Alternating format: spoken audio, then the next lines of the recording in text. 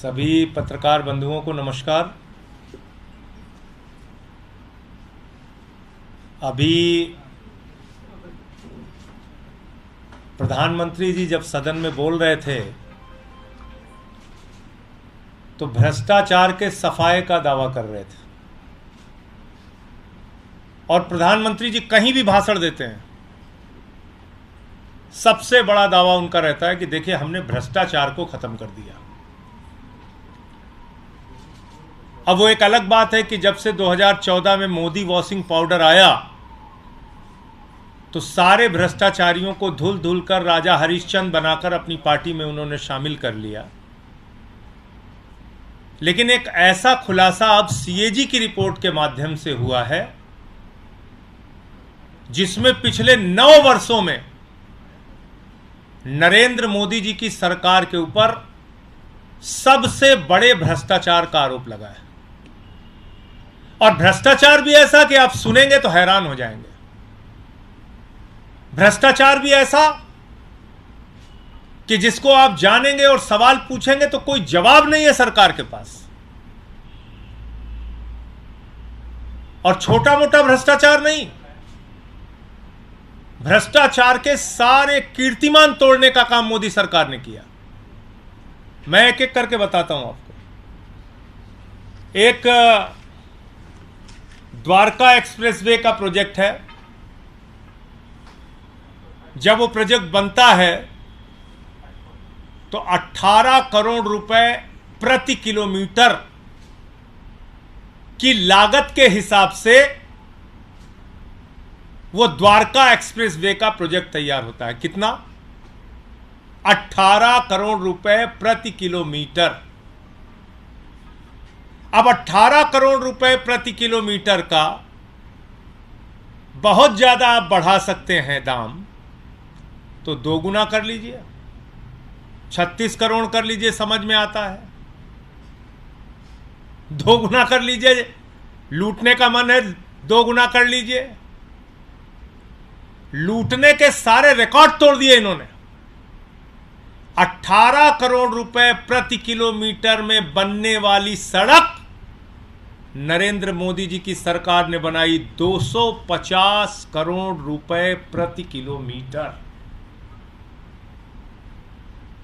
आप अंदाजा लगा सकते हैं कितना बड़ा भ्रष्टाचार किया इन्होंने। 18 करोड़ रुपए प्रति किलोमीटर में जो सड़क बननी थी, मोदी जी ने भ्रष्टाचार के सारे कीर्तिमान तोड़ते हुए 250 करोड़ रुपए प्रति किलोमीटर में सड़क बनाई। नंबर 1। दूसरा, सबसे ज्यादा इनका चर्चित भारतमाला प्रोजेक्ट है। और उस भारतमाला प्रोजेक्ट में 75,000 किलोमीटर की सड़क पूरे देश में बननी। 75,000 किलोमीटर। ध्यान से सुनिएगा। और उस 75,000 किलोमीटर की सड़क में 1 किलोमीटर की सड़क बननी थी 15 करोड़ रुपए में। नरेंद्र मोदी जी की सरकार ने उस 1 किलोमीटर सड़क का दाम बढ़ा दिया 25 करोड़ रुपए। 25 करोड़ रुपए, यानी 75,000 किलोमीटर की सड़क में सीधे सीधे 7.5 लाख करोड़ रुपए का घोटाला इस सरकार ने किया है। 75,000 किलोमीटर के भारतमाला प्रोजेक्ट में 7.5 लाख करोड़ रुपए का घोटाला मोदी सरकार ने किया है, क्योंकि हर किलोमीटर पे 10 करोड़ रुपए की लागत बढ़ा दी गई। आप कल्पना कर सकते हैं। 2G का स्कैम आपने सुना होगा, कोयला जी का स्कैम सुना होगा आपने, बड़े बड़े स्कैम आपने सुने होंगे। इन्होंने तो भारतमाला के नाम पे माला माल कर लिया अपने आप को। भारतमाला के नाम पर मोदी जी ने अपने आप को माला माल कर लिया। 7.5 लाख करोड़ रुपए का घोटाला हुआ है। ये सीएजी की रिपोर्ट कह रही है कि 15 करोड़ रुपए प्रति किलोमीटर में जो सड़क बननी थी उसको 25 करोड़ रुपए प्रति किलोमीटर में वो सड़क बनाई जा रही है। और आप जैसा जानते हैं, हिंदुस्तान में एक ही व्यक्ति है जो हमारे आदरणीय प्रधानमंत्री जी को अत्यंत प्रिय है, जिसके बिना उनको रात की नींद नहीं आती। वो व्यक्ति, उनको भारतमाला के प्रोजेक्ट में कहाँ कहाँ काम मिला है वो मैं आपको पढ़ के सुनाना चाहता हूँ। केरला में भारतमाला प्रोजेक्ट अडानी इंटरप्राइजेज, छत्तीसगढ़ में भारतमाला प्रोजेक्ट अडानी ग्रुप, तेलंगाना में Bharatmala project Adani road transport limited, Andhra Pradesh में Bharatmala project Adani enterprises limited, Maharashtra में Bharatmala project Adani enterprises limited, Orissa में Bharatmala project Adani enterprises limited, Madhya Pradesh में Bharatmala project Adani enterprises limited, west Bengal में Bharatmala project Adani road transport limited, Gujarat में, जो हमारे प्रधानमंत्री जी का गृह राज्य है, गुजरात में Bharatmala project Adani road transport limited. पूरे देश में भारतमाला प्रोजेक्ट में सबसे बड़ा लाभ पाने वाला व्यक्ति देश के प्रधानमंत्री आदरणीय नरेंद्र मोदी का सबसे करीबी मित्र अडानी और उसकी कंपनियां हैं। पूरा देश, जब मैं कहता हूं पूरब से लेकर पश्चिम तक, उत्तर से लेकर दक्षिण तक, आकाश में चले जाओ तो जहाज अडानी का, जमीन पे आ जाओ तो एयरपोर्ट अडानी का, पाताल में चले जाओ तो कोयला अडानी का, समुद्र में चले जाओ तो सी पोर्ट अडानी का, सड़क अडानी का, बिजली अडानी की, पानी अडानी का, स्टील अडानी का, सीमेंट अडानी का। जब ये बात मैं कहता हूं तो ये बात पूरे प्रमाण के सामने आपके सामने रख रहा हूं। और हो सकता है ये कहने के बाद 2-4 ईडी सीबीआई के मुकदमे और हो जाए, जो कि इनका काम है। हो सकता है संसद से एक सत्र के लिए निलंबन और बढ़ा है और बढ़ जाए, लेकिन सच तो बोलना पड़ेगा। मोदी जी, भ्रष्टाचार के खिलाफ आप भाषण दोगे पूरे देश में और अपने दोस्त के साथ मिलकर भ्रष्टाचार करोगे, सीएजी की रिपोर्ट में उसके प्रमाण सामने आएंगे, तो हम लोग तो चुप रहने वाले नहीं है। और मैं तो पूरे इंडिया गठबंधन के दलों को कहना चाहता हूं, प्रधानमंत्री नरेंद्र मोदी और उनकी सरकार का चेहरा पूरे देश के सामने उजागर कीजिए। यह कोई छोटा मामला नहीं है, 7.5 लाख करोड़ रुपए के घोटाले का मामला है। 18 करोड़ की सड़क 250 करोड़ रुपए प्रति किलोमीटर बनाने का मामला है। अभी यही नहीं रुकती सीएजी की रिपोर्ट, और आगे आपको बताता हूं। देखो ऐ दीवानों, ऐसा काम ना करो, राम का नाम बदनाम ना करो, एक फिल्म का गाना था। लेकिन भाजपाइयों ने प्रभु श्री राम को भी नहीं छोड़ा, भगवान श्री राम को भी नहीं बख्शा।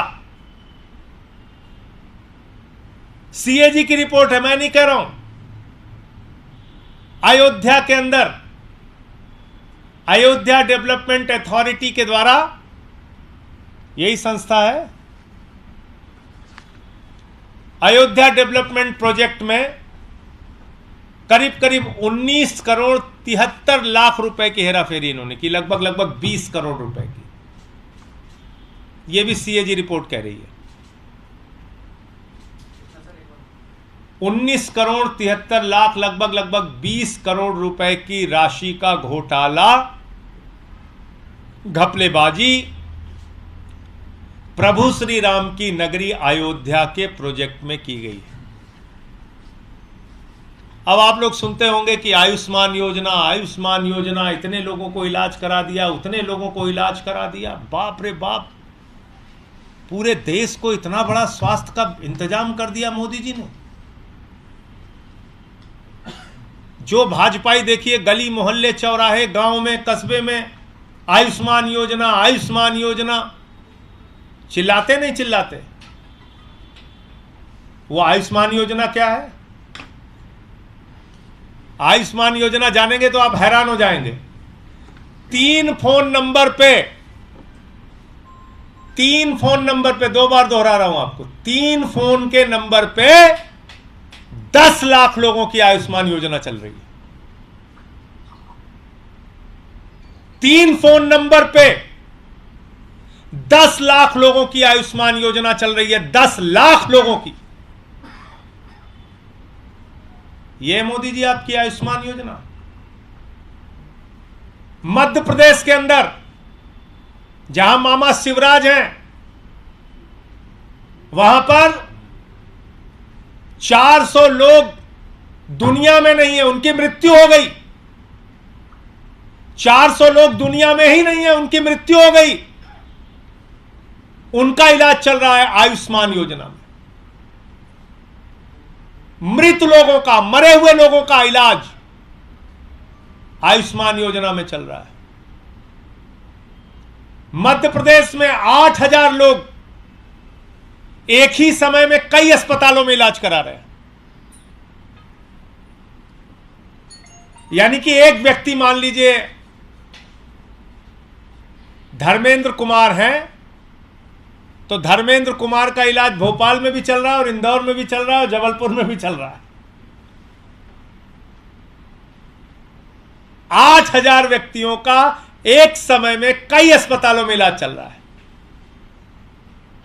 हरियाणा आ जाइए, हरियाणा के अंदर 4,121 लोगों का एक समय में कई अस्पताल में इलाज चल रहा है। और आपको बताऊं सबसे हैरानी वाली बात भी और सबसे मजेदार बात भी, एक महिला को, उसने नवजात शिशु को जन्म दिया, बच्चा हुआ, डिलीवरी हुई, तो मां का इलाज अलग अस्पताल में चल रहा है, बच्चे का इलाज अलग अस्पताल में चल रहा है। एक महिला को डिलीवरी हुई, बच्चे का इलाज अलग अस्पताल में चल रहा है और मां का इलाज अलग अस्पताल में चल रहा है। ऐसे ऐसे घोटाले, ऐसे ऐसे कारनामे, ऐसी ऐसी घपलेबाजियां।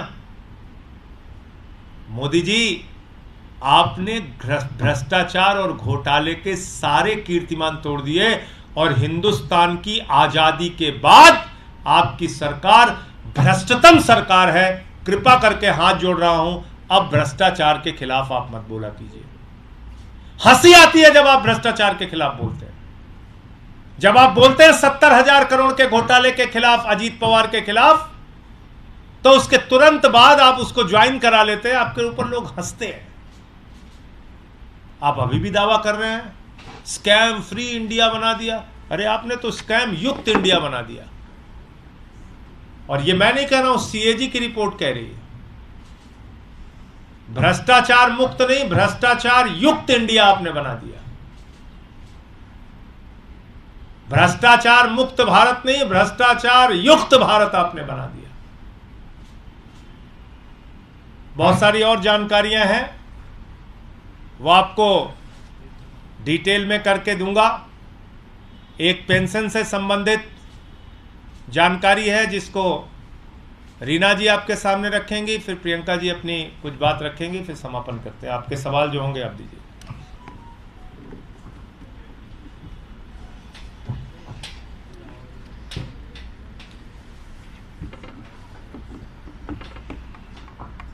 आप सबने सुना होगा, पिछले हफ्ते पार्लियामेंट में मोदी जी कह रहे थे कि उन्होंने देश को स्कैम फ्री बना दिया।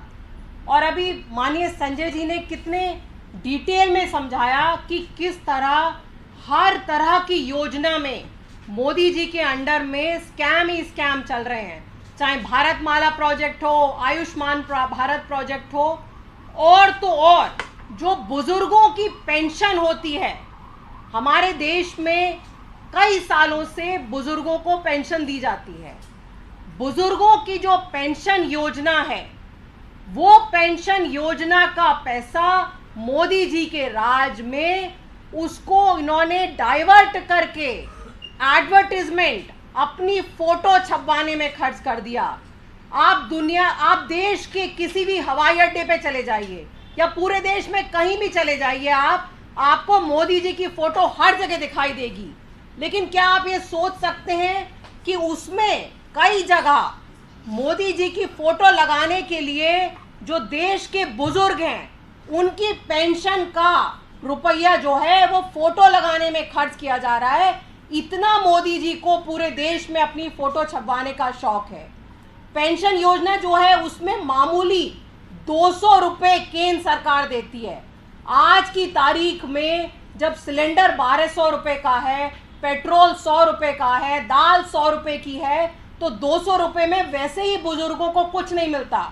खुद मोदी जी 10 लाख का सूट पहनते हैं और बुजुर्गों को सिर्फ 200 रुपए की पेंशन मिलती है। सिर्फ दिल्ली में अरविंद केजरीवाल की सरकार ने उस पेंशन को 2500 रुपए करा हुआ है। पूरे देश में सबसे ज्यादा बुजुर्ग पेंशन दिल्ली में केजरीवाल सरकार दे रही है, क्योंकि अरविंद केजरीवाल अपने आप को श्रवण कुमार मानते हैं। वो मानते हैं कि दिल्ली के सारे बुजुर्गों की जिम्मेदारी उनकी है। वहीं दूसरी तरफ आप देखिए कि बुजुर्ग पेंशन का जो पैसा है वो मोदी जी ने एडवर्टाइजमेंट में यूज़ किया। कई जगह जो बुजुर्ग गुजर गए उनके नाम पे भी पेंशन का पैसा निकाला जा रहा है, पता नहीं किसके जेब में जा रहा है। इसकी पूरी तहकीकात होनी चाहिए, इसकी पूरी जांच होनी चाहिए कि किस तरह से बुजुर्गों के नाम का पैसा गलत जगह यूज हो रहा है। प्रियंका, आपने संजय सर से और रीना जी से जो सुना, ये अभी सिर्फ शुरुआत है। इसमें हम लगातार आपको और जानकारी देंगे। सीएजी की रिपोर्ट ने बहुत सारे खुलासे किए, इस पर दोबारा प्रेस वार्ता होगी। आप लोगों का कोई प्रश्न हो आप पूछ सकते मामले हैं। में आपने अलग-अलग मामले बताए, लेकिन जो द्वारका एक्सप्रेसवे का मामला है, कैग ने तो आखिर अपनी रिपोर्ट में स्पष्ट कर दिया, लेकिन इसमें जांच की मांग राजनीतिक तौर पे आप लोग कैसे करेंगे? देखिए, ऐसा है कि जांच एजेंसियां, अभी आपको पता चल जाए कि भाई दिल्ली सरकार के किसी मंत्री ने 2 समोसा ज़्यादा खा लिया, तो उसके लिए ईडी, सीबीआई सारी एजेंसियां लग जाएंगी, तुरंत सक्रिय हो जाएंगी। कैसे खाया, इतना बड़ा घोटाला, breaking news, press conference, ED पहुंचाओ, सीबीआई पहुंचाओ, दिल्ली पुलिस को भेजो। ये सीएजी ऑडिट करने की एक महत्वपूर्ण संस्था है, देश की सबसे बड़ी संस्था है। उसकी रिपोर्ट सामने आई है। आपसे हम अनुरोध करें, विनती करें कि आप जांच कराइए। आपका क्या दायित्व बनता है, आपकी क्या जिम्मेदारी है? आप अभी हम लोग सवाल उठाएंगे, कहेंगे चले जाइए सुप्रीम कोर्ट। भाई, तो ये जो जांच एजेंसियां हैं, इसको सिर्फ विधायक तोड़ने के लिए रखे हो आप। इनका इस्तेमाल सिर्फ विपक्ष के लोगों को पकड़ पकड़ के जेल में डालने के लिए रखे हो। तो ये तो साफ तौर पे दिख रहा है कि भाई भारतमाला प्रोजेक्ट, उसमें 15 करोड़ रुपए में एक सड़क बननी थी, आपने उसको दाम को बढ़ा दिया, 25 करोड़ कर दिया। 18 करोड़ की सड़क को 250 करोड़ रुपए कर दिया। खुली आंखों से दिख रहा है कि मृतक लोगों का आपने इलाज कर दिया आयुष्मान में, मृतक लोगों का, जिनकी जान चली गई है, दुनिया में ही नहीं है। एक ही समय में हजारों लोगों का अस्पतालों में, आपने कई अस्पतालों में इलाज कर दिया। 10 लाख लोगों का 3 फोन नंबर पे आपने कार्ड बना दिया। ये तो महा घोटाला है, खुली आंखों से दिख रहा है। इसमें कहां सो रही है सारी एजेंसियां? इनके खिलाफ कार्रवाई होनी चाहिए। सर, रणदीप सुरजेवाला ने जो बयान दिया है, उन्होंने जनता को एक तरह से राक्षस बताया है। स्पीच वो दे रहे थे हरियाणा में एक जगह, इस बयान को लेकर क्या कहना है? देखिए, मैंने उनका पूरा बयान सुना नहीं है, किस संदर्भ में उन्होंने बयान दिया। मैं सिर्फ इतना कहना चाहता हूं कि भारतीय जनता पार्टी ने इस देश के लोगों को निराश किया है और इस पार्टी से सावधान रहने की आवश्यकता है। ये एक नफरत फैलाने वाली एजेंसी है, नफरत फैलाने वाली फैक्ट्री है। मणिपुर हो, मेवात हो, पूरे देश में नफरत की आग में जनता को झोंकने का काम कर रहे हैं। तो इनसे सावधान रहने की जरूरत है। और जहां तक रणदीप सुरजेवाला जी का बयान है, भाजपाई क्या क्या बयान देते हैं। जो बीजेपी को वोट नहीं देगा वो देशद्रोही है, जो बीजेपी को वोट नहीं देगा वो पाकिस्तान चला जाए। अरे भैया, जिन्ना की कब्र पे मत्था तुम लोग टेकते हो, पाकिस्तान तुम जाओ।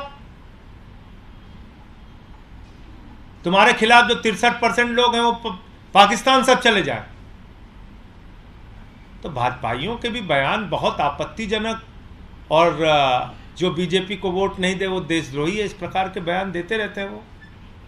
सर, आप लोग इंडिया गठबंधन के बहुत मजबूत सहयोगी हैं। शरद पवार और अजीत पवार के बीच में बहुत सारी बातें हो रही है महाराष्ट्र में, इसको लेकर राजनीति भी शुरू हो गई है। इस मुलाकात को लेकर आम आदमी पार्टी की क्या राय है, जब वो अलग हो चुके हैं फिर दोनों? देखिए, उसके बारे में तो मैं समझता हूं कि शरद पवार जी ही आपको ज़्यादा सही तरीके से जवाब दे पाएंगे। मीटिंग किस संदर्भ में हुई, क्या हुई, कैसे हुई, उस पर ना मुझे कोई जानकारी है, ना मैं आपको कुछ बता सकता हूँ। ये जो बिल था जो राज्यसभा से पास हुआ, अब गैजेट नोटिफिकेशन उस पर हो चुका है। मेरे दो सवाल इससे आप हैं। एक, राजनीतिक तौर पे आप किस तरह की लड़ाई देख रहे हैं आम आदमी पार्टी की सरकार जो कि दिल्ली में है, और क्या आगामी चुनाव में आप इसे मुद्दा बनाएंगे? क्या आपकी रणनीति होगी, थोड़ा बताइए। देखिए, बिजली, पानी, चिकित्सा, शिक्षा, बुजुर्गों की तीर्थ यात्रा, माताओं बहनों के लिए बस की फ्री यात्रा, जो कार्यक्रम केजरीवाल जी ने दिल्ली के अंदर लागू किया है वो चलता रहेगा। जहां तक कोर्ट की लड़ाई है, कोर्ट में हमारी लड़ाई चल रही है कि एक गैर संवैधानिक ऑर्डिनेंस पास किया गया है, बिल पास किया गया है, और उसके ऊपर कोर्ट रोक लगाए। 5 जजों के फैसले को इन्होंने 8 दिन में बदला है, और अभी तो आप देख रहे हैं कि चीफ जस्टिस ऑफ इंडिया को ही हटा रहे हैं। चुनाव आयोग के नियुक्ति में एक नाम चीफ जस्टिस ऑफ इंडिया का भी था, उनको भी हटा रहे हैं। तो मुझे लगता है कि इन सारी बातों का संज्ञान माननीय सुप्रीम कोर्ट लेगा, और खुद सुप्रीम कोर्ट का फैसला है और उसके खिलाफ इन्होंने गैर संवैधानिक बिल पास किया है। कई ऐसे मौके पहले भी आए हैं जब अगर संसद कोई गैर संवैधानिक बिल पास करती है तो सुप्रीम कोर्ट ने उसको रोका है। मैं उम्मीद करता हूं कि सुप्रीम कोर्ट में बिल रुकेगा। तो जनता के बीच जाएंगे तो ये उठाएंगे मुद्दा? जनता खुद कह रही है कि केजरीवाल सरकार को परेशान करने के लिए ये एक नाजायज गैर संवैधानिक बिल लाया गया है।